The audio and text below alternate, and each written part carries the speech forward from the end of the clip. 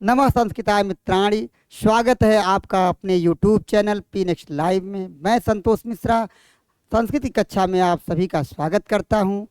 मित्रों, आज हम सभी लोग माहेश्वर सूत्र एवं उस पर बनने वाले प्रत्याहार के बारे में अध्ययन करेंगे। ये माहेश्वर सूत्र क्या है और इससे प्रत्याहार कैसे बनेंगे, इन सब का विस्तृत अध्ययन किया जाएगा और हम सभी आप लोगों के साथ मिलकर बढ़िया से इस पर चर्चा करेंगे। तो मित्रों, यह जो प्रकरण है, यह जो आज की संस्कृत की कक्षा है, यह यूपी टीजीटी, यूपी टेट, अन्य प्रदेशों के टेट और बिहार स्टेट के लिए उपयोगी सिद्ध होगी। मित्रों, माहेश्वर सूत्र के बारे में कहा जाता है कि महर्षि पाणिनि, जिन्हें 3 मुनियों में गिना जाता है, वे भगवान शिव की तपस्या में लीन थे। भगवान शिव प्रकट होते हैं और वे उनसे वरदान मांगने को नहीं कहते, बल्कि वे जो अपने हाथ में डमरू लिए रहते हैं वह 14 बार बजाते हैं और उस 14 बार बजाने से जो ध्वनियाँ निकलती हैं अलग अलग तरह की, उनसे अलग अलग सूत्रों का निर्माण महर्षि पाणिनि जी ने किया। तो वह माहेश्वर सूत्र क्या है, आइए हम सभी लोग उसके बारे में देखते हैं। पहले माहेश्वर सूत्र के बारे में हम सब लोग देखेंगे। तो माहेश्वर सूत्र क्या है मित्रों? आज का प्रकरण माहेश्वर सूत्र, क्योंकि बिना माहेश्वर सूत्र सीखे हम लोग प्रत्याहार नहीं बना सकते हैं। तो इसलिए जरूरी है कि हम सभी लोग पहले माहेश्वर सूत्र को जान लें। मित्रों, ये माहेश्वर सूत्र 14 हैं। कितने हैं मित्रों? 14 हैं, क्योंकि 14 बार भगवान शिव ने डमरू बजाया था, ध्वनियाँ 14 बार निकली, तो यह 14 हैं। अब कौन कौन से हैं आइए देखते हैं। पहला है मित्रों अ ई उ अड़। क्या है मित्रों? अ ई उ अड़। इसको आप जल्दी से भी पढ़ सकते हैं। जो हमारे संस्कृत के विषय जो ग्रेजुएशन वाले छात्र हैं, जो भी हमारे मित्र हैं जो संस्कृत से बीए किए हुए हैं, वो लोग तो जल्दी से भी पढ़ सकते हैं, लेकिन उन मित्रों के लिए भी मैं आसानी पूर्वक बताता हूँ कैसे पढ़ेंगे। जो लोग साइंस के हैं, कॉमर्स के हैं, उनके लिए भी आसान हो जाएगा। मित्रों, आप देख रहे हैं अ है, ई है, उ है, अड़ है। ये अड़ा व्यंजन है और उसके नीचे हलंत लगा है। इसका भी एक मतलब होगा, आगे अभी हम बताएंगे। तो सबसे पहले हम लोग कैसे पढ़ेंगे मित्रों? अ ई उ अड़। तो अलग अलग भी पढ़ करके आप सीख सकते हैं, और अगर मिला करके पढ़ेंगे तो हो जाएगा अयूण। ठीक है मित्रों? तो पेपर में ये नहीं पढ़ने के लिए तो कहता नहीं है, आपको समझना है कि इस प्रत्याहार में कौन कौन से वर्ण आएंगे। तो आपको सामने जो है लिखा गया है अ ई उ अड़ा, ये सारा लिखा गया है। अब दूसरे सूत्र पर चलते हैं मित्रों। दूसरा सूत्र है री लरी क। क्या है मित्रों? री लरी क, आसानी से पढ़ लेंगे। तीसरे नंबर पर जो सूत्र आता है मित्रों, वो है आपका ए ओ अंग। मतलब उसमें अंग आ रहा है, लेकिन जल्दी से, क्योंकि हलंत लगा हुआ है। तो उसको कैसे पढ़ेंगे मित्रों? हम ए ओ अंग, ए ओ अंग, तो हो जाएगा मिला करके एवोंग। क्या हो जाएगा मित्रों? एवोंग। और चौथा सूत्र आता है मित्रों, वो है आपका अयोच। क्या है मित्रों? अय औच। इसको तो आसानी से पढ़ लेंगे आप लोग, अयोच। अब पांचवें सूत्र पर चलेंगे मित्रों। पांचवा सूत्र है हय वरट। मित्रों, एक चीज यहां पर बता दें हम कि अभी तक जो 4 सूत्र आपने देखे थे, यहां से ये देख रहे हैं ना, ये 4 सूत्र जो आपने देखा था, इसमें अगर हलंत्यक वर्ण को, हलंत्यक कौन होता है मित्रों? ये जो हलंत लगा हुआ वर्ण है, इसको हम क्या कहते हैं? हलंत्यक वर्ण कहते हैं। हलंत लगा हुआ था, इसकी संज्ञा होती है। तो ये अगर छोड़ दिया जाए तो सभी उसके सभी देखिए अ ई उ री लिरी ए ओ ऐ औ सारे के सारे स्वर हैं। लेकिन जैसे ही पांचवा सूत्र आता है मित्रों, उससे हम लोगों का क्या शुरू हो जाता है, व्यंजन शुरू होता है। जैसे कि लिखा गया है ह य व र ट, तो ये मित्रों ह य व र ये सब क्या है, व्यंजन है। तो इस पर अभी प्रश्न बताएंगे हम, कैसे कैसे प्रश्न बन सकता है। छठवें सूत्र के बारे में, छठवां सूत्र आपका है मित्रों लण। क्या है मित्रों, लण, अण। ये कभी कभी हम लोग गलत उच्चारण करते हैं, अड़ अणा को हम लोग ड़ कह देते हैं, तो ये गलत हो जाता है। क्योंकि हम लोग आगे पढ़ेंगे वर्णों का उच्चारण स्थान, तो उसमें इसके बारे में स्पष्ट रूप से समझेंगे। लेकिन अभी आप जान लीजिए, जितने भी पंचमाक्षर हैं, पनी हर वर्ग व्यंजन के जो मतलब जो लाइन होती है वर्णमाला की, तो क से लेकर के प तक की जो लाइन है, उसके जितने भी आखिरी अक्षर होते हैं, यानी पांचवा अक्षर जो होता है, वो सभी हम लोग नाक में पढ़ते हैं। तो मित्रों इसको क्या पढ़ा जाएगा, लण पढ़ा जाएगा। क्या पढ़ा जाएगा, लण। सातवें नंबर पर सूत्र जो आता है मित्रों, वो है आपका यम अंग अड़ न म। क्या है मित्रों, यम अंग अड़ न म। जो मित्र मिला के पढ़ना चाहते हैं उनके लिए है यम अंगड़नम, आसानी से तोड़कर पढ़ सकते हैं। यम अंगड़नम आसान हो गया पढ़ना आपके लिए, और जानकारी भी हो गई कौन कौन से अक्षर आए हैं। आगे जब हम लोग बढ़ते हैं आठवें सूत्र पर, तो मित्रों आठवां सूत्र जो है वो है झभई। क्या है मित्रों, झभई है। अब देखिए इसको भी हम नाक में पढ़ रहे हैं, क्योंकि पांचवा अक्षर है यहाँ किस लाइन का है, च वाली का, तो हमने इसको लिखा झभई। जब 9वें नंबर का सूत्र आता है मित्रों, वह होता है घढ़ धस। क्या होता है मित्रों, घढ़ धस होता है। 10वें नंबर पर मित्रों आता है जब गढ़ दस। क्या आता है, कौन सा सूत्र है 10वां, जब गढ़ दस कहते हैं उसको। और 11वां नंबर का जो सूत्र है वो थोड़ा बड़ा है मित्रों, तो उसको कैसे पढ़ेंगे कैसे समझेंगे वह हम आपको दिखाते हैं। 11वें नंबर का सूत्र जो आता है मित्रों, वह होता है खफ छठथ चटतव। देखिए ऐसे लिखा गया है, खफ छठथ चटतव। अगर मित्रों इसको आप जल्दी से कहना चाहेंगे तो आराम से इसको कहने के लिए हमें वर्ग में बांट देना पड़ेगा। नहीं तो अगर हम लोग खप छट थट छट करेंगे तो यह गलत हो जाएगा, हम उच्चारण भी नहीं कर पाएंगे, और उसमें कौन कौन से वर्ण आएंगे यह भी हमें भूल सकता है। तो मित्रों इसको हम कैसे पढ़ेंगे आसानी से, कैसे पढ़ेंगे, इसको समूह में कर लेंगे, खप छठत चटतव, यानी 2, 3 और 4 के समूह में करके हम लोग आराम से पढ़ सकते हैं। क्या पढ़ सकते हैं, खप छठत चटतव पढ़ेंगे। तो बड़ा जो था वो आसान हो गया। आगे हम लोग बढ़ेंगे मित्रों, 12वां सूत्र है। 12वां सूत्र है आपका कपय। क्या है मित्रों, कपय।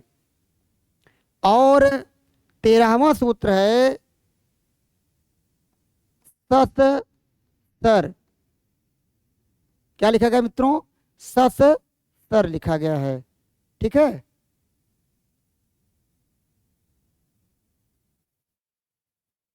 सस सर।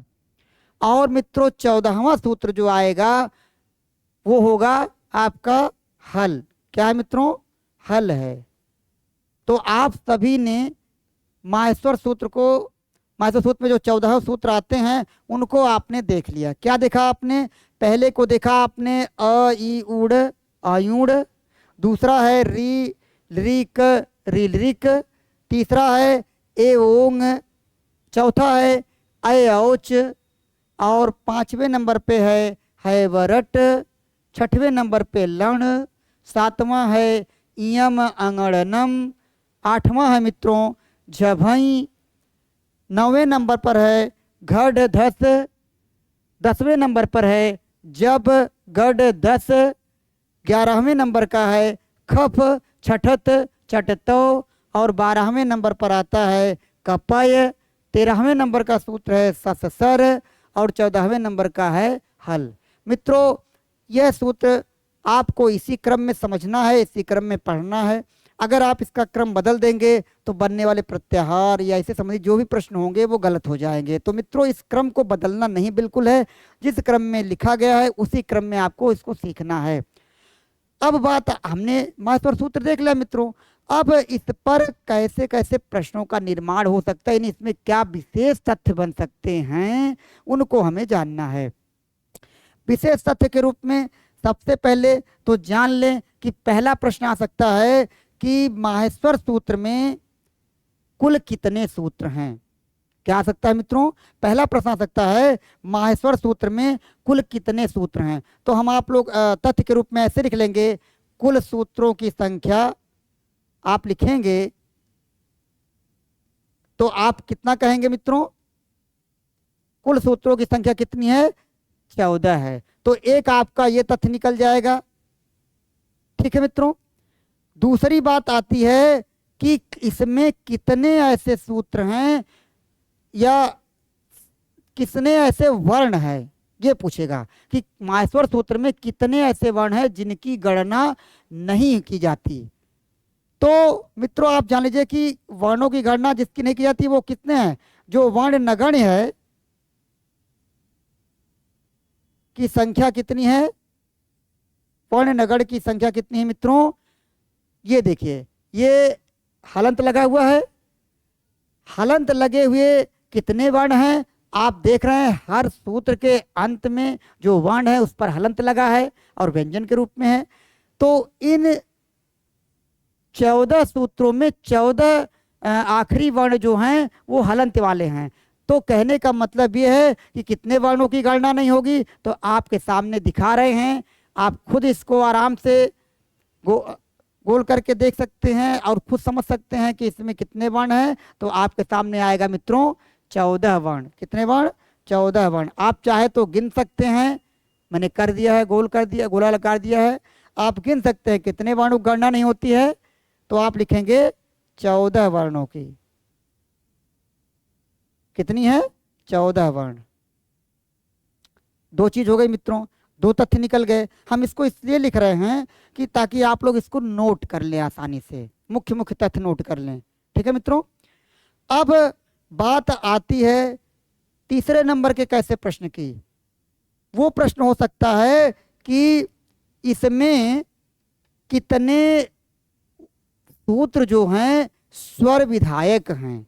अब स्वर विधायक मित्रों पूछ ले, या हो सकता है पूछ ले स्वर का विधान करने वाले कितने सूत्र हैं, या स्वर की गणना बताने वाले, स्वर को बताने वाले कितने सूत्र हैं। किसी भी तरीके से प्रश्न पूछेगा। अभी प्रश्नों का भी मैं बताऊंगा, रूपरेखा दिखाऊंगा आपको, लेकिन सबसे पहले तथ्य नोट कर लिया जाए। तो कितने स्वर विधायक सूत्र हैं? तो स्वरों का विधान करने वाला सूत्र जो होता है, स्वरों का विधान करने वाला सूत्र कितना है? 4 है। तो स्वरों का विधान करने वाला सूत्र कितना है, वाले सूत्र कितने हैं? 4 हैं। कौन कौन से हैं मित्रों? आप देख रहे हैं पहले से लेकर के चौथे तक में सभी स्वर ही आए हैं। तो एक तथ्य आपका ये मिल गया कि स्वरों का विधान करने वाले सूत्र कितने हैं? 4 हो गए। ठीक है मित्रों। अब आगे जो तथ्य है वो ये निकल सकता है कि व्यंजनों का विधान करने वाले, भाई सब स्वर आपने देख लिया तो व्यंजनों का भी आएगा। तो व्यंजनों का मैंने शुरुआत में ही मैं बताया था कि यहाँ 5वें से व्यंजन शुरू होता है। तो 14 कुल सूत्र हैं। आप जानते हैं व्यंजनों का विधान करने वाला सूत्र कैसे? आराम से आप लोग गणित पढ़े होंगे, आसानी से निकाल सकते हैं। अरे भाई 14 में से जब 4 स्वर का निकल गया मित्रों, तो बचा कितना? 10 ही बचा ना। तो यही 10 जो होंगे वो जो है व्यंजनों का विधान करने वाले सूत्र है। नहीं, या आप लिख सकते हैं यहाँ पर व्यंजनों का विधान करने वाला सूत्र कितना है? व्यंजनों का विधान करने वाला सूत्र,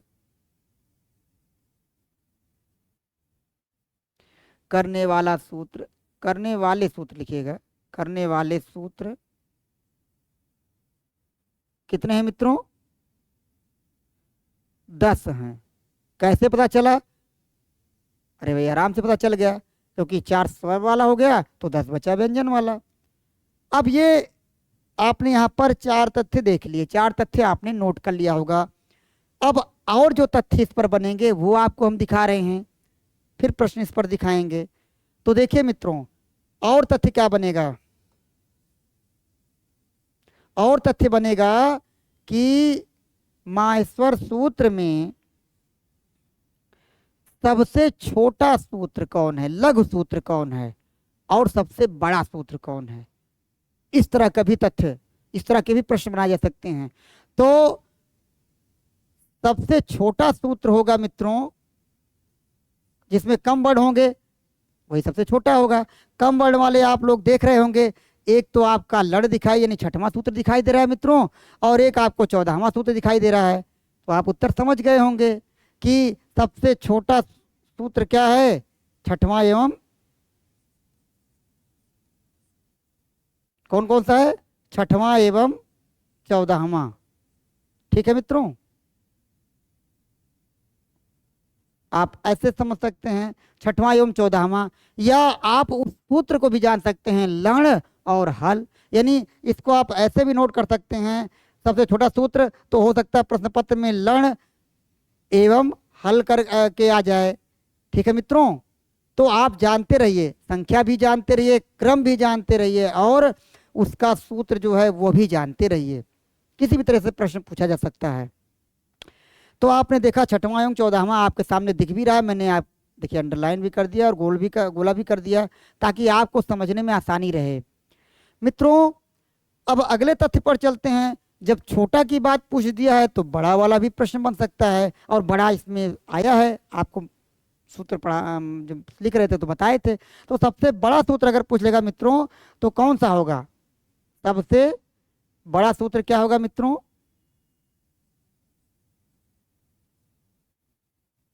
वो होगा आपका 11वां सूत्र है मित्रों। देख रहे हैं आप लोग ना, सबसे बड़ा सूत्र क्या होगा, 11वां सूत्र है। ठीक है मित्रों, 11वां सूत्र। ठीक है, अब इस 11वें सूत्र को आप चाहे इस तरह भी दे सकता है, इसमें ऐसे लिख सकता है प्रश्न पत्र में। तो आप 11वां सूत्र है तो जानते रहिए वो है क्या, खप छलट चटतो है, यही सबसे बड़ा है वर्ण के अनुसार। ठीक है, तो ये तथ्य आपने देख लिया। कौन कौन सा तथ्य देखा आपने, सबसे छोटा सूत्र है छठवां एवं 14वां, लण एवं हल इसे कहते हैं। सबसे बड़ा सूत्र है 11वां सूत्र, इसे खप छटत चटतो इस नाम से जानते हैं। अब मित्रों, इसके आगे और भी तथ्य मैं बता रहा हूं। अब इतना तो ये हो गया, अब बात आती है कि इसमें शुरुआत में कौन से वर्ण रखेंगे हैं, बाद में कौन से वर्ण रखेंगे हैं। लेकिन उस सबसे पहले हमें यह भी जानना है कि माहेश्वर सूत्र को किन नामों से जाना जाता है। ये सब पहले रखना चाहिए था, लेकिन उसके लिए बताना था इसलिए नहीं रखा गया है। लेकिन आप जान ले, तथ्य तो आपको जानना जरूरी है, चाहे बीच में जाने चाहे पहले जाने, कि माहेश्वर सूत्र को किन नामों से जाना जाता है। या ऐसा प्रश्न भी बनता है कि माहेश्वर सूत्र के रचनाकार कौन है। तो रचनाकार की बात तो मैंने अभी शुरुआत में ही कह दी कि महर्षि पाणिनि ने इसको सूत्रबद्ध किया है। तो आप लिख लें उस तथ्य को भी, इसको नोट कर लिया होगा आपने।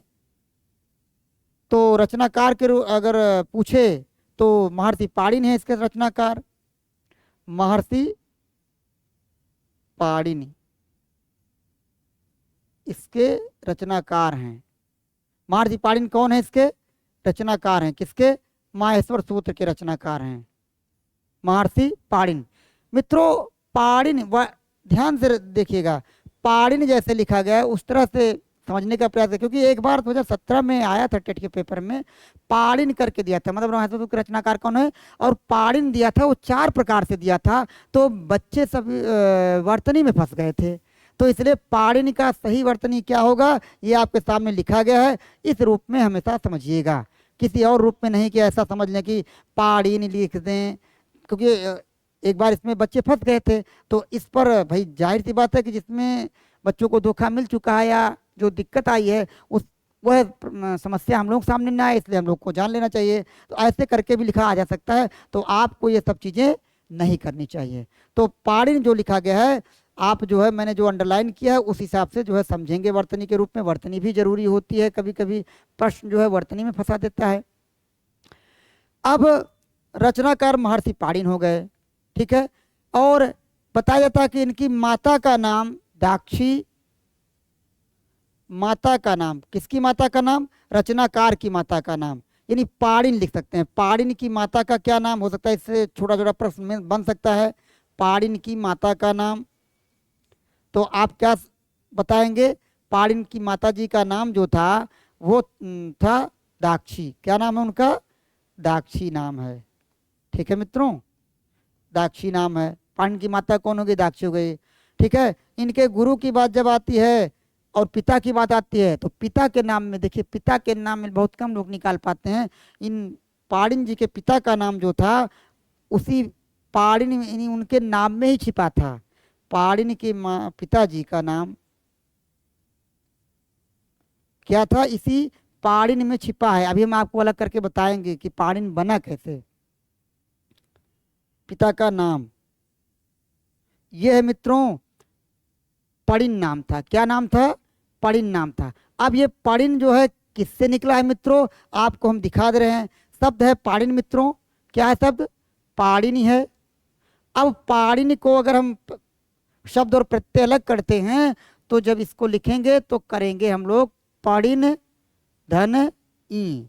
पाड़िन धन ई प्रत्यय। ई प्रत्यय मित्रों होता है संतानवाचक होता है, अपत्यवाचक होता है, तो इससे संतान का ज्ञान होता है। यानी अगर इस प्रत्यय को जोड़ दें हम किसी शब्द में तो उसकी संतान का ज्ञान होता है। तो मित्रों आपने देखा ना, पाड़िन में ई प्रत्यय जोड़ा गया तो शब्द बना पाड़िन, और पाड़िन जो है पाड़िन के पुत्र थे। यानी पाड़िन के पुत्र अगर पाड़िन हैं तो पाड़िन के पिता कौन है? पड़िन हो गए। आसानी से निकल गया।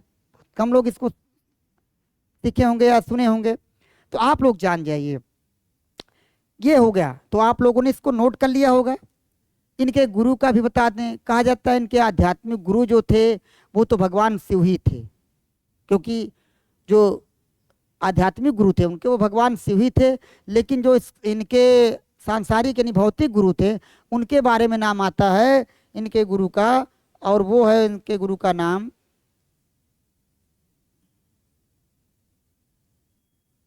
क्या नाम है मित्रों? गुरु का वर्ष इन्हें कहा जाता है, या उपवर्ष के नाम से भी जाने जाते हैं। क्या, किस रूप में जाने जाते हैं मित्रों? किस नाम से? वर्ष के नाम से या उपवर्ष के नाम से। पेपर में कुछ भी विकल्प में दे सकता है। ठीक है, तो आपने क्या सीखा? रचनाकार किसके? माहेश्वर सूत्र के। कौन है? महर्षि पाणिनि है। पाणिनि की माता का नाम दाक्षी, पाणिनि के पिता का नाम पड़िन, गुरु का नाम वर्ष या उपवर्ष दिखाया गया। तो ये मुख्य मुख्य तथ्य आप लिख रहे हैं जो कि प्रश्न के रूप में बदल सकते हैं। ठीक है मित्रों, आगे बढ़ते हैं। तो आगे आपको मिलेगा कि जो पाणिनि जी थे, ठीक है, उनकी पुस्तक का क्या नाम था? ऐसा भी प्रश्न पूछ देता है। तो पाणिनि की पुस्तक का, और कैसी पुस्तक थी मित्रों? व्याकरण पुस्तक थी। तो पाणिनि की व्याकरण पुस्तक का नाम है मित्रों अष्टाध्यायी। क्या नाम है मित्रों? अष्टाध्यायी। ये हम बीच में आपको थोड़ा सा व्याकरण से रिलैक्स दे करके हम कर रहे हैं, प्रश्न बता रहे हैं तथ्य। अभी हम व्याकरण पर फिर वापस लौटते हैं। क्या नाम था पुस्तक का? अष्टाध्यायी। ये अष्टाध्यायी क्या है? पुस्तक है। किसकी है? महर्षि पाणिनि की। तो पाणिनि की पुस्तक कौन थी मित्रों? अष्टाध्यायी। कैसी पुस्तक है मित्रों? अष्टाध्यायी जो है व्याकरण पुस्तक है। कैसी है? व्याकरण पुस्तक है। अष्टाध्यायी देख रहे हैं आप लोग। अब अष्टाध्यायी में समास भी पूछा जा सकता है कि अष्टाध्यायी में कौन सा समास है। ये हालांकि आप लोग आगे इस चीज को पढ़ेंगे, लेकिन यहाँ समझ में थोड़ा सा कि अष्टाध्यायी जैसे कि विशेष पुस्तक है, तो आप इसको तो समझ सकते हैं कि विशेष कब होता है तो बहुव्रीहि होता है। लेकिन जब बहुव्रीहि विकल्प में नहीं होगा तो गिनती के अनुसार क्या होगा? 8 अध्यायों के समाहार वाला। तो क्या हो जाएगा? द्विगु समास। इसकी समासों की विस्तृत विवेचना तो हम लोग आगे करेंगे, पढ़ेंगे प्रकरणों में। तो अष्टाध्यायी इनकी पुस्तक का नाम है। ठीक है, पूछ दिया इसमें अध्याय कितने हैं, तो आपको दिख रहा होगा अष्ट अध्यायी। दिख रहा है ना? अष्ट अध्यायी यानी कहने का मतलब 8 अध्याय हैं। क्या है मित्रों? 8 अध्याय हैं। अध्याय कितने हैं मित्रों? 8 हैं। ठीक है, अब 8 अध्याय हैं और जब सूत्र की चर्चा होती है, कभी कभी एक बार प्रश्न पत्र में पूछा था कि अष्टाध्यायी में कुल कितने सूत्र हैं, तो उसमें बताया जाता है लगभग 4000। क्या बताया है? लगभग सूत्र कितने हैं? 4000 हैं। यानी कि प्रश्न पत्र में 4000 के लगभग लिखा रहेगा, और वास्तव में तो मान लीजिए 95 कोई किसी जगह लिखा, कि 97 लिखा गया, कुछ और, तो उससे नहीं मतलब है। प्रश्न पत्र में तो सटीक वाला पूछता है, क्योंकि जो तथ्य नहीं स्पष्ट है, प्रूफ नहीं है, प्रमाणित नहीं है, तो उसको पूछता नहीं। तो लगभग 4000 सूत्रों के बारे में होता है। यानी अष्टाध्यायी में कितने सूत्र होंगे मित्रों? 8 अध्याय और 4000 सूत्र हैं। ठीक है मित्रों, अब हम लोग फिर से इस सूत्र पर आते हैं कि इससे भी और कौन से तथ्य बनते हैं मित्रों। तो इससे आगे जो, इसको तो आप लोग नोट कर लिए होंगे, छोटी छोटी बातें हैं।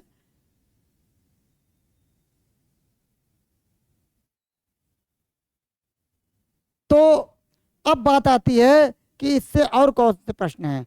तो इस पे ये पूछ सकता है मित्रों कि माहेश्वर सूत्र में सर्वप्रथम कौन से वर्ण हैं। तो मित्रों माहेश्वर सूत्र में सर्वप्रथम कौन से हैं? आपने लिखा है, आपने देखा भी है कि स्वर विधायक सूत्रों की संख्या 4 है। और इसी को हम उस तरह उल्टा प्रश्न पूछ सकता है कि स्वर को बताने वाले सूत्र कितने, या सर्वप्रथम कौन से सूत्र हैं।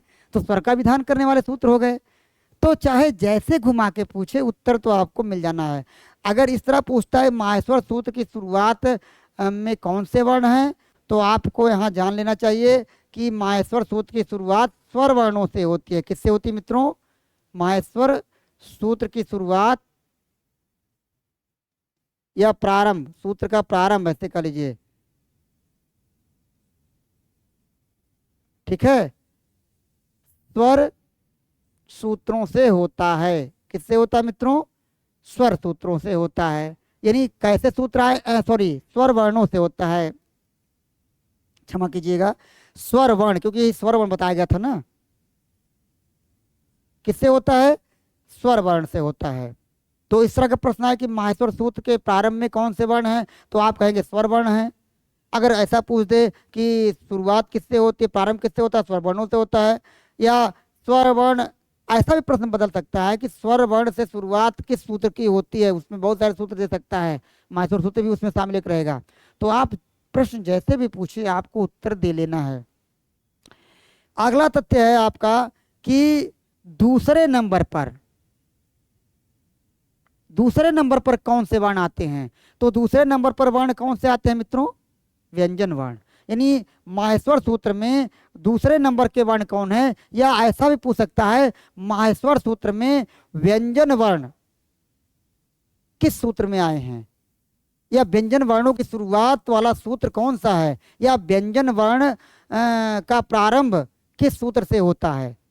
ठीक है मित्रों, तो हम लोग क्या कहेंगे कि ये देखिए 5वां है ना, तो व्यंजन वर्ण जो है किस क्रम में है? व्यंजन वर्ण जो है किस में है?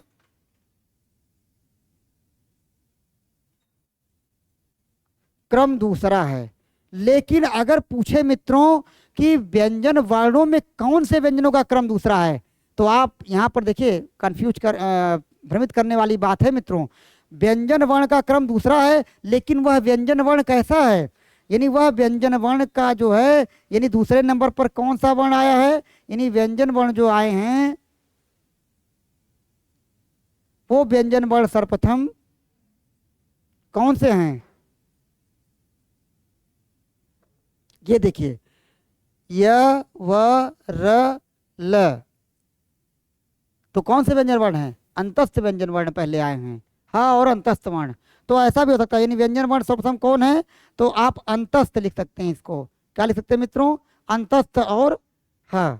ठीक है, या ह और अंतस्थ कर सकते हैं। तो कौन से व्यंजन वर्ण पहले आए हैं सर्वप्रथम, तो आप लिख सकते हैं अंतस्थ और ह। हो सकता है प्रश्न पत्र में अंतस्थ ही दिया रहे, तो आप जान लीजिए कि शुरुआत कैसे होती है, अंतस्थ वर्णों से होती है, क्योंकि है तो अकेला है। क्योंकि उस वर्ण में वाला तो है नहीं पूरा। तो अच्छा, अभी इस पे बताएंगे कि हाँ कितने बार आया है, कितने बार, ये सारी चीजें चलेंगे। तो व्यंजन वर्ण सर्वप्रथम आए हैं, कौन से व्यंजन वर्ण आए हैं मित्रों? अंतस्थ वर्ण आए हैं। कौन से वर्ण है? अंतस्थ वर्ण। और हाँ भी लिख सकते हैं। तो ये सर्वप्रथम आए हैं। आगे तथ्य जो मिलेगा मित्रों, वो मिलेगा कि व्यंजन वर्णों में दूसरे स्थान पर कौन है। देखिए, दूसरा स्थान व्यंजनों का है, लेकिन व्यंजन वर्णों में पहला स्थान जो होता है, ये देखिए, व्यंजन वर्ण सर्वप्रथम कौन से हैं? तो अंतस्थ है। लेकिन अगर पूछे मित्रों की माहेश्वर सूत्र के दूसरे नंबर पर, दूसरे क्रम में कौन आता है, तो आप कहेंगे व्यंजन वर्ण। लेकिन अगर पूछे कि व्यंजन वर्णों में सर्वप्रथम कौन सा है मित्रों, ऐसा पूछता है प्रश्न, तो हो जाएगा अंतस्थ वर्ण और ह। ठीक। अब बात आती है कि व्यंजन वर्णों का दूसरे क्रम में कौन सा आया है। तो दूसरे क्रम में कौन सा है मित्रों, देखो, इसको आपने नोट कर लिया होगा, मिटा दें। व्यंजन वर्णों में दूसरे वर्ण कौन है, यानी दूसरे नंबर पर कौन से वर्ण आते हैं, वो देखिए। तो व्यंजन वर्णों में, यहां लिख दीजिए, व्यंजन वर्णों में, वर्णों के दूसरे क्रम में कौन से वर्ण है मित्रों? कौन से वर्ण है? ये देखिए, यहां लिखा गया है इयमंगणनम। क्या लिखा गया है? इयमंगणनम। अर्थात सारे के सारे क्या हैं? अनुनासिक वर्ण हैं। यानी दूसरे क्रम में कौन से वर्ण आए हैं? अनुनासिक वर्ण आए हैं। यानी पंचमाक्षर भी इसको कहते हैं आप लोग, अनुनासिक वर्ण या पंचमाक्षर। ठीक है मित्रों, ये कहा जाता है। यानी पांचवें अक्षर आए हैं हर वर्ग के। अब ये अगर देखा जाए तो व्यंजन वर्णों का दूसरा क्रम हो गया। तीसरे क्रम में कौन है व्यंजन वर्णों के? अगर व्यंजन वर्णों के तीसरे क्रम में पूछे तो तीसरे क्रम में क्या है मित्रों? ये देखिए, झ भ और घ ढ ध। अगर आप थोड़ा सा सोचें तो आपको पता चल जाएगा कि झ कहाँ आता है, छ छ ज झ, चौथे नंबर पर आ गया मित्रों। उसी तरह आपका भ कहाँ आता है, प फ ब भ, चौथे नंबर पर आ गया। यानी कहाँ क्या है मित्रों? व्यंजन वर्णों के तीसरे क्रम में, व्यंजन वर्णों के तीसरे क्रम में कौन सा वर्ण आया है? व्यंजन वर्णों के तीसरे क्रम में कौन से वर्ण है मित्रों? तो सीधा सीधा निकल रहा है, क्या बताएंगे आप? चौथा वर्ण है भाई, चतुर्थ वर्ण। चतुर्थ वर्ण। अब चतुर्थ वर्ण कह देने का मतलब आप समझ जाइएगा कि ये वर्गों का चतुर्थ वर्ण, जो जो चीज हम लोग लिख रहे हैं यहां से अब वर्ग शुरू हो जा रहा है। यानी जब चतुर्थ वर्ण की बात आ गई मित्रों, तो ये किसका है? वर्गों का है। यानी यहाँ से वर्ग की बात हो गई। अभी तक तो जो है अंतस्थ था वो वर्ग में था नहीं। ठीक है, पांचवा अक्षर आया तो पांचवा वर्ग का ही था, पांचवा अक्षर था। तो यहाँ आप कहिए कि पंचमाक्षर ये अनुनासिक से जो है क्या शुरू हो गया है मित्रों? ये वर्गों का शुरू हो गया। तो आप इसको ऐसे कर सकते हैं कि वर्गों का है ये। ठीक है, किसका है ये? वर्गों का। पंचमाक्षर वर्गों का पांचवा अक्षर। तो आप यहाँ ही देख सकते हैं कि व्यंजन वर्णों के दूसरे क्रम में वर्गों के पंचमाक्षर की शुरुआत हो जाती है। पंचमाक्षर आए हैं, पांचवें अक्षर आए हैं, या इसे ही अनुनासिक वर्ण कहा जाता है। ठीक है मित्रों, व्यंजन वर्णों के तीसरे क्रम में चतुर्थ वर्ण किसके हैं? वर्गों के हैं। च पढ़ते तो वर्ग ही तो है, च वर्ग। अब बात आती है मित्रों कि अगर पूछ दिया, और तथ्य में हम आपको बता दें, इस तरह का भी पूछ सकता है क्या कि व्यंजन वर्णों के, ठीक है मित्रों, व्यंजन वर्णों के चतुर्थ क्रम में, चतुर्थ क्रम में आप देख रहे हैं, ये देखिए चतुर्थ क्रम, यानी व्यंजन वर्णों का चतुर्थ क्रम किसका है? व्यंजन वर्णों का चतुर्थ क्रम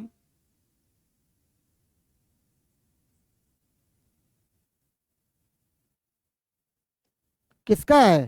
यानी व्यंजन चतुर्क्रम पूछे या चौथे नंबर पे कौन से व्यंजन आए हैं, तो आप क्या दिखाएंगे? ये देखिए, यही है, ज ब ग ड द। ज कहाँ आता है? पढ़िए लाइन आप, छ छ ज तीसरे नंबर पर आ रहा है। ब कहाँ आ रहा है? प फ ब। आराम से सब सभी जानते हैं, चाहे वो विज्ञान वर्ग का छात्र हो, चाहे काम वाणिज्य का जो कुछ भी हो, सब जानते हैं। कृषि का हो चाहे मानविकी का हो, सब लोग जानते हैं कि च छ ज पढ़े हैं भाई, बचपन से पढ़े हैं ये सब। कक्षा 1 से पढ़े हैं, पहले कक्षा 1 ही हुआ करती थी, अब तो पीजी एलकेजी यूकेजी सब हो गया है। तो यहाँ पर आपको पढ़ाया गया है, यानी ये क्या है, तीसरा वर्ण है। तो चतुर्थ क्रम में कौन से आते हैं, वर्गों के तीसरे वर्ण, यानी आप इसको लिख सकते हैं तृतीय वर्ण। क्या लिख सकते हैं मित्रों, तृतीय वर्ण लिख सकते हैं। तृतीय वर्ण किसके, वर्गों के। तृतीय वर्ण किसके हैं मित्रों, वर्गों के हैं। यानी किसी भी वर्ग का तीसरा अक्षर जो आता है वो आता है किसमें, आपका व्यंजनों के चतुर्थ क्रम में आता है। ठीक है मित्रों, ये एक तथ्य हो गया। जब प्रश्न की बात होगी, परस्पर चर्चा की जाएगी, पता पूछा जाएगा, तो उसमें आप लोग बताइएगा।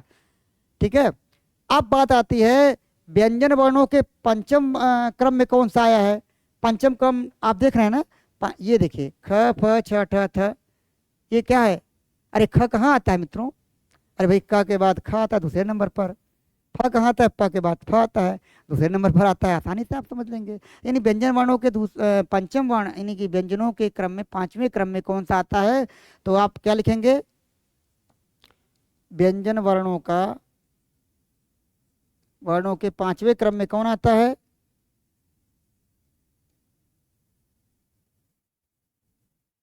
आपका आता है वर्गों का कौन कौन सा वर्ण आता है। देखिए द्वितीय वर्ण मुख्य रूप से आता है, और यहाँ पर, ठीक है, यहाँ पर क्या शुरू हो जाता है, यहाँ पर प्रथम वर्ण भी शुरू होता है, यानी द्वितीय और प्रथम वर्ण दोनों आ जाते हैं। तो पांचवें क्रम में आपका द्वितीय एवं प्रथम वर्ण आते हैं। क्या आते हैं मित्रों, द्वितीय एवं प्रथम वर्ण। या इसको आप अलग भी कर सकते हैं कि पांचवें क्रम में द्वितीय वर्ण और उसको छठवां क्रम बना लीजिए, प्रथम से वहां से यहाँ से अलग हो जाता है। तो यानी कि इसमें द्वितीय वर्ण भी है और पहला भी आ जाए। तो वर्गों के क्रम में अगर बताना होगा तो पांचवें क्रम में आप द्वितीय को कर लीजिए, द्वितीय वर्ण को कर ही लीजिए। ठीक है, और छठवें क्रम में अगर आप करना चाहते हैं तो छठवें क्रम में कौन सा आएगा, प्रथम वर्ण आएगा। अब ये सब किसके वर्ण हैं, ये किसके भाई बताइए आप लोग, ये सब किसके हैं, अरे भाई वर्गों के हैं। किसके हैं मित्रों, वर्गों के हैं, यानी ये वर्ग की बात इसमें आ रही है ना। अब देखिए आगे वर्ग नहीं आएगा, प्रथम वर्ण और द्वितीय वर्ण हो गए, उसके बाद आगे नहीं आएगा। अगर कहा जाए सबसे अंत में, यानी व्यंजन वर्णों के का अंतिम अक्षर कौन सा है, यानी व्यंजन वर्णों के अंतिम क्रम में कौन से अक्षर आते हैं, तो आप क्या कहेंगे। इसको तो आप लोग लिख लिए होंगे, मिटा दे रहे हैं।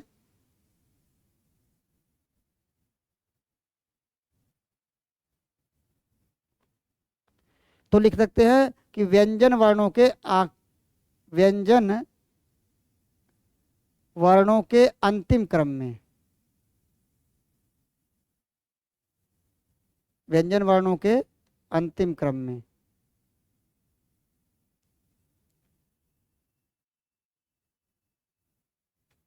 ठीक है, कौन से वर्ण आएंगे मित्रों, यही ना आएगा ना, अरे भाई यही है सतत, यानी कि ऊष्म वर्ण आएंगे। कौन से आएंगे मित्रों, ऊष्म वर्ण आएगा। ठीक है, अब यहाँ देखिए वर्ग का नहीं लिखा गया है क्योंकि वर्ग का अच्छा नहीं है ऊष्म वर्ण। ठीक है मित्रों, तो व्यंजन वर्णों के अंतिम क्रम में ऊष्म वर्ण आता है। इसी को ऐसा भी पूछ सकता है, व्यंजन वर्णों के अंतिम क्रम में या माहेश्वर सूत्र के अंत में, ऐसा भी पूछ सकता है। माहेश्वर सूत्र के अंत में, एक भी हम ऊपर लिख देते हैं ताकि साफ साफ आपको दिखे। इसको कैसे लिखा जा सकता है मित्रों, ये देखिए माहेश्वर सूत्र के अंत में, ऐसा भी पूछ सकता है। माहेश्वर सूत्र के अंत में या माहेश्वर सूत्र के अंतिम सूत्रों में कौन प्रकार, किस प्रकार के वर्ण हैं, ऐसा भी पूछ सकता है। तो माहेश्वर सूत्र के अंत में चाहे दे दे मित्रों, अथवा ऐसा दे, माहेश्वर सूत्र के अंत में अथवा व्यंजन वर्णों के अंतिम क्रम में कौन से वर्ण आते हैं मित्रों, तो ऊष्म वर्ण हो गया। तो मित्रों इस तरह से अगर सूत्र से जो है, माहेश्वर सूत्र से प्रश्न करता है क्रम के बारे में, ऐसे बारे में इस तरह के प्रश्न आ चुके हैं, इस तरह के आते रहते हैं, इसलिए मैंने इस पर चर्चा कर दी कि इस तरह का भी अगर कुछ प्रश्न बनता है तो आप लोग जो है उस पर उत्तर दें अपना, मतलब वहाँ समस्या में न पड़े, इसलिए मैंने ये सारी चीज़ बता दी। अब हम आपको फिर लेके चलते हैं इसके माहेश्वर सूत्र के नाम, मतलब माहेश्वर सूत्र के को हम किन किन नामों से जानते हैं। हालांकि इसको प्रश्न पकड़, लेकिन मैंने कहा था कि पहले सूत्रों से बता दें, फिर उसके बाद आपको इसके नाम के बारे में, इसको किन नामों से जाना जाता है, इस तरह का भी प्रश्न बनता है। तो कौन कौन से इसके नाम है वो देख लेते हैं हम लोग। इसको नोट कर चुके होंगे आप लोग, मिटा दे रहे हैं। तो अगर आपके सामने पूछ ले कि माहेश्वर सूत्र को किन नामों से जाना जाता है, तो आप लोग नोट कर लें कि माहेश्वर सूत्र को के कौन कौन से नाम हैं। तो माहेश्वर सूत्र के किन कौन कौन से नाम है वो देख लीजिए। माहेश्वर सूत्र के अन्य नाम, इस तरह करके नोट कर लीजिए। तो पहला क्या है मित्रों, पहला है, ठीक है, वर्ण समाम्नाय सूत्र, वर्ण समाम्नाय सूत्र, ठीक है। अब इसमें क्रम की बात कोई नहीं है, मतलब नाम से जाना जाता है वह प्रश्न पत्र में किसी भी तरीके से कोई भी नाम देकर पूछ सकता है, तो नाम अगर आपको याद रहेंगे तो सब आप जान जाएंगे। वर्ण समाम्नाय सूत्र। दूसरा इस क्या है, शिव सूत्र जाल। अब यहाँ पर संस्कृत के नाते आप जो है म लगा सकते हैं, वर्ण समाम्नाय सूत्रम कह सकते हैं। शिव सूत्र जालम, क्या कहते हैं इसको मित्रों, शिव सूत्र जालम, या हो सकता है विकल्प में शिव सूत्र जाल ही दिया रहे, तो आपको घबराने की आवश्यकता नहीं है। अरे भाई म हटा दीजिए, शिव सूत्र जाल है तो वही चीज़ पूरी। तो म तो संस्कृत के नाते लिखा गया है, और जब नाम होता है तो भाई नपुंसक लिंग में होता है। तो और कैसा नाम है, जैसे किसी ग्रंथ का नाम होता है तो लिखा जाता है उसमें। तो शिव सूत्र जालम हो गया, ठीक है मित्रों। आगे इसको हम लोग क्या कहते हैं, प्रत्याहार सूत्रम के नाम से भी जानते हैं। किसके नाम से जानते हैं मित्रों, प्रत्याहार सूत्रम के नाम से जानते हैं। क्यों प्रत्याहार सूत्रम के नाम से जानते हैं, क्योंकि इससे प्रत्याहार निर्मित हो, यानी इससे प्रत्याहार बनाए जाते हैं, इसकी सहायता से ही बनते हैं। आगे आप प्रत्याहार के बारे में जब पढ़ोगे तो आप देखोगे कि इससे सहायता मिल रही होगी आपको। तो प्रत्याहार सूत्रम इसका नाम हो गया। आगे बढ़ते हैं तो इसको हम लोग जो है चतुर्दश सूत्रम के नाम से भी जानते हैं। किस नाम से जानते हैं मित्रों, चतुर्दश। क्यों क्यों चतुर्दश सूत्रम के नाम से जानते हैं, बताइए आप फट से। अरे भाई 14 सूत्र हैं इसमें, 14 सूत्र हैं, इधर चतुर्दश सूत्रम के नाम से भी जानते हैं, चतुर्दश सूत्रम, ठीक है मित्रों। तो ये सारे इसके नाम हो गए। क्या हो गया, वर्ण समाम्नाय सूत्रम, शिव सूत्र जालम, प्रत्याहार सूत्रम, चतुर्दश सूत्रम, माहेश्वर सूत्रम, तो आप जानते ही हैं। तो इन नामों से भी जाना जा सकता है, ये जाना जा सकता नहीं बल्कि जाना जाता है। प्रश्न पत्र में इन नामों में से किसी भी नाम के ऊपर प्रश्न बन जाए, चाहे नाम देके पूछे किस में आता है, या तो माहेश्वर सूत्र तो है ये, या माहेश्वर सूत्र को किन नामों से जाना जाता है, तो उसमें ये इनमें से कोई भी नाम दे देगा, आप पकड़ लेंगे, ठीक है मित्रों। तो ये तथ्य आपने नोट कर लिया होगा, ठीक है। अब इस पर प्रश्न की बारी, क्योंकि मित्रों पढ़ाते तो सभी लोग हैं, बहुत सारे लोग पढ़ा रहे हैं यूट्यूब चैनल पर, सारे विद्वान ही हैं पढ़ा रहे हैं, अच्छे से अच्छे विद्वान पढ़ा रहे हैं, लेकिन पढ़ाने के साथ साथ उस पर उसी समय प्रश्न भी बना दिया जाए, संस्कृत में और हिंदी में करके जैसे भी, तो थोड़ा सा आप लोगों को समझने में थोड़ी मतलब सहायता मिल जाती है, और हो सकता है वो आपके लिए ज़्यादा लाभदायक हो। तो चलिए हम लोग इस पर प्रश्न बनाते हैं। तो ये तो आपने नोट कर लिया है, इसके आधार पर आप लोग जो है प्रश्नों का उत्तर दीजिए। तो चलिए अब प्रश्न बनेगा, पहला प्रश्न इस पर बनेगा मित्रों, क्या बनेगा, माहेश्वर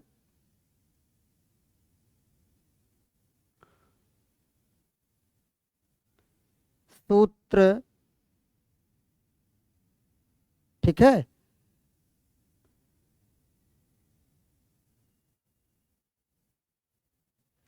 केन वाद्य यंत्रेण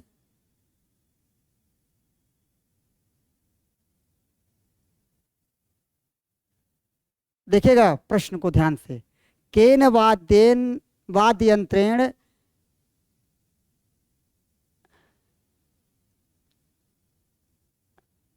निर्गता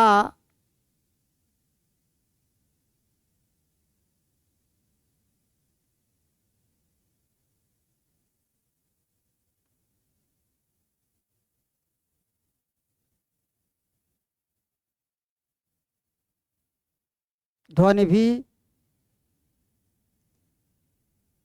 निर्मितान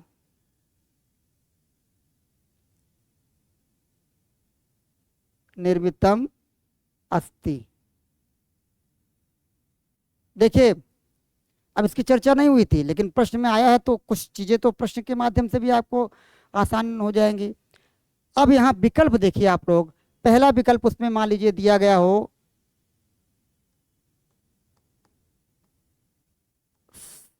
क्या दिया है विकल्प मित्रों? सारंगया। क्या दिया मित्रों? ये वाद्य यंत्र का नाम है सारंगिया। सारंगिया आप लोग जानते हैं? सारंगिया।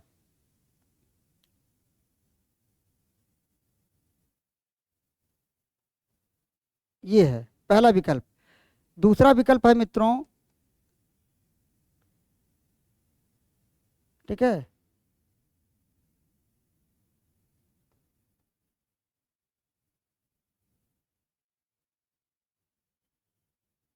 अंतरजालम जालेन, सॉरी, अंतरजालेन। तीसरा विकल्प है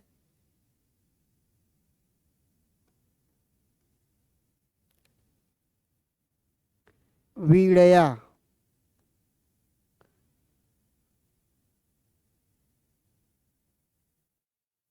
और चौथा विकल्प है ढक्का।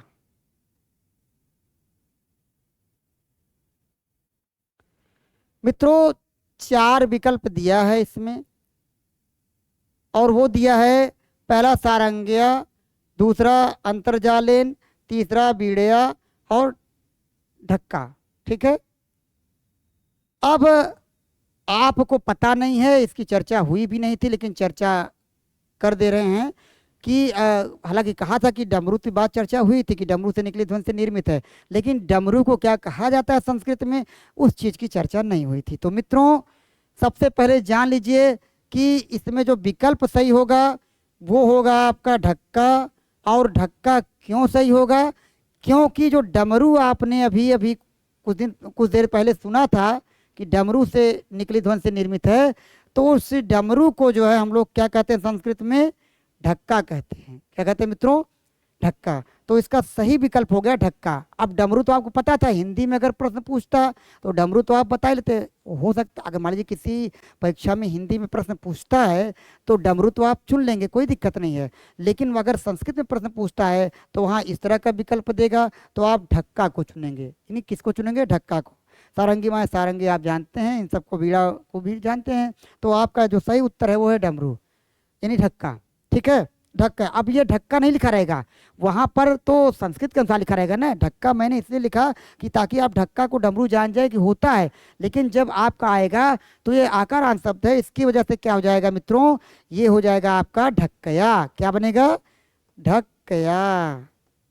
आगे सब जरूर पढ़ाएंगे तो आपको आसानी होगी समझने में। तो ढक्कया हो गया। अब दूसरे प्रश्न को, ये पहला प्रश्न आप लोगों ने नोट कर लिया होगा, हो सकता है यह प्रश्न आपके लिए आगे की परीक्षाओं में यह मिल जाए आपको, तो प्रश्न को जरूर नोट किया कीजिए। अगला प्रश्न है मित्रों,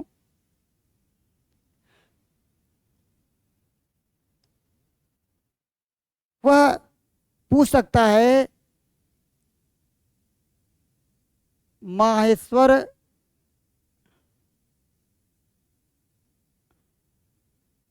सूत्रे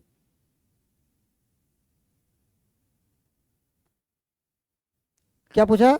माहेश्वर सूत्रे सर्वप्रथम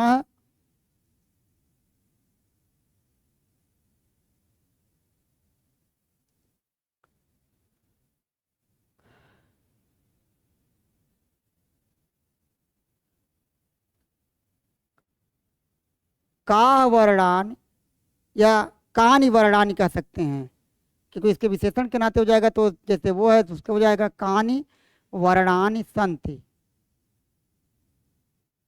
ठीक है मित्रों, यानी पूछा है इसमें कि माहेश्वर सूत्र में सर्वप्रथम कौन से वर्ण हैं। अब वहाँ विकल्प दे देगा मित्रों, क्या दे देगा, वहाँ पर दे देगा आपका स्वर वर्ण, पहले ही दे दे मान ले, ठीक है। यहाँ इस चीज को कानि वर्णानि को का वर्णा भी कह सकता है, यहाँ इसको जो है कानि वर्णान संति उसे समझ लीजिए। दूसरा है आपका विकल्प में स्वर वर्णानि या स्वर वर्ण दे दे, ठीक है। दूसरा दे देगा आपका व्यंजन वर्ण, क्या दे दे, व्यंजन वर्ण। तीसरा दे दे आपका अंतस्थ वर्ण, ठीक है मित्रों। और चौथा दे दे आपका यानी घ वाला विकल्प, वो दे देगा आपका ऊष्म वर्ण, ठीक है मित्रों। तो इसमें क्या हो जाएगा, क्या समझेंगे आप, ये विकल्प क्योंकि आपने पढ़ा हुआ स्वर वर्ण। अब कुछ ऐसे प्रश्नों को भी हम लेते हैं जो महत्वपूर्ण है, हो सकता है जिसकी चर्चा न हुई हो, तो वह भी जान लीजिए। और वो वह प्रश्न क्या है, जैसे माहेश्वर सूत्र में आपने देखा था ह वर्ण को, तो ह एक आपका 5वें सूत्र में आया था और एक 14वें में आया हुआ है, तो उस पर भी प्रश्न बन सकता है क्या, कि माहेश्वर सूत्र, अगला प्रश्न देख लीजिए फटाफट। माहेश्वर सूत्र अंतर्गते, माहेश्वर सूत्रांतर्गते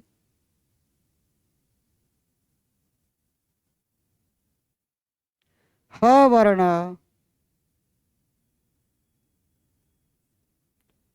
कति वारानि आयन्ति।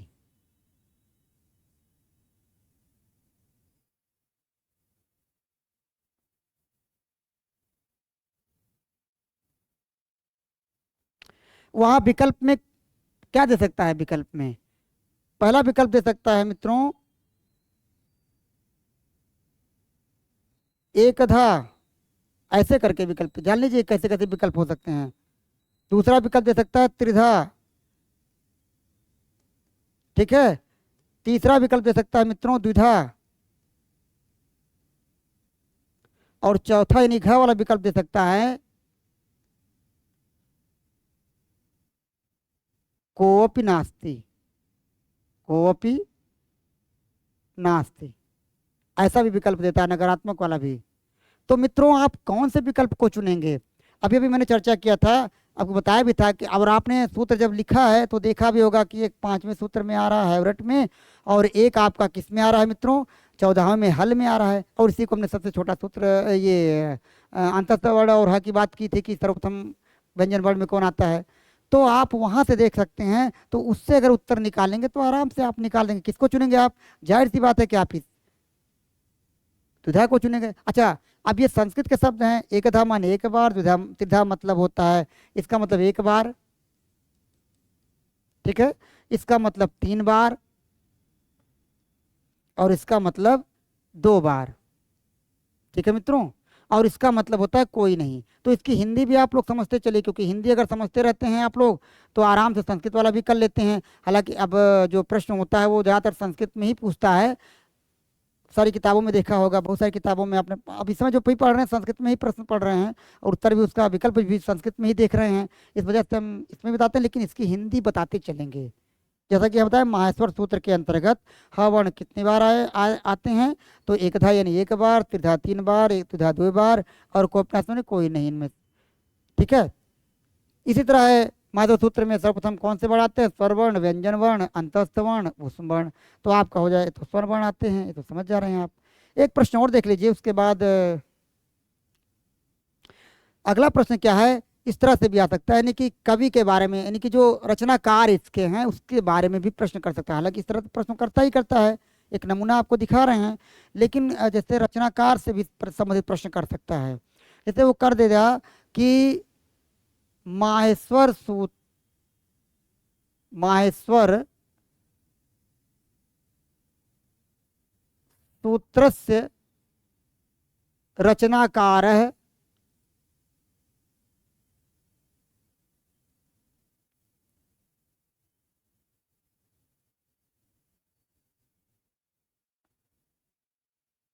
जन्म स्थानम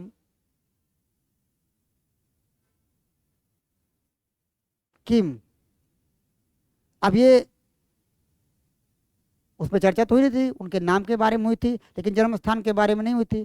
तो वहाँ विकल्प के रूप में देखिए कुछ चीज़ तो इसमें आपको मिल जा रही है। जैसे पहला विकल्प दे देगा आपका, क्या दे देगा, गोनार्द। क्या दे दिया, गोनार्द। ठीक है। दूसरा विकल्प दे दिया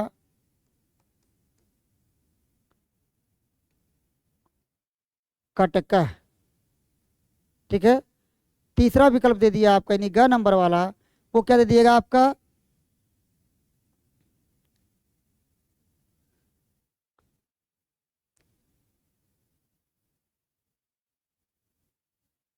अटक है। ठीक है। और चौथा विकल्प देखिए, फंसाने की बात कर रहा है। चौथा विकल्प दे देगा आपका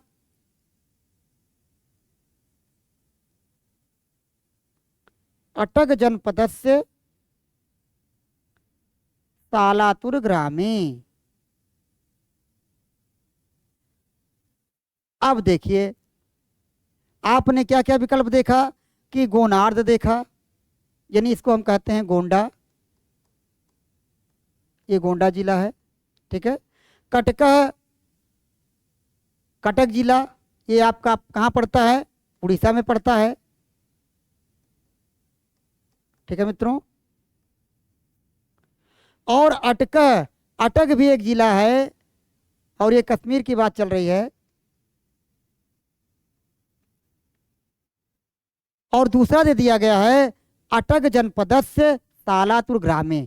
तो जन्म स्थान पूछा है, तो यहाँ पर अटक सही होता मित्रों। कब सही होता, जब ये अटक जनपदस्य तालातुर यानी ये चीज नहीं दिया होता, तालातुर ग्राम नहीं दिया होता, तो हम इस विकल्प को चुनते। लेकिन यहाँ पर जो चौथा विकल्प है मित्रों, वो अटक जनपदस्य तालातुर ग्राम में है, इसलिए देखिए वह भी सही।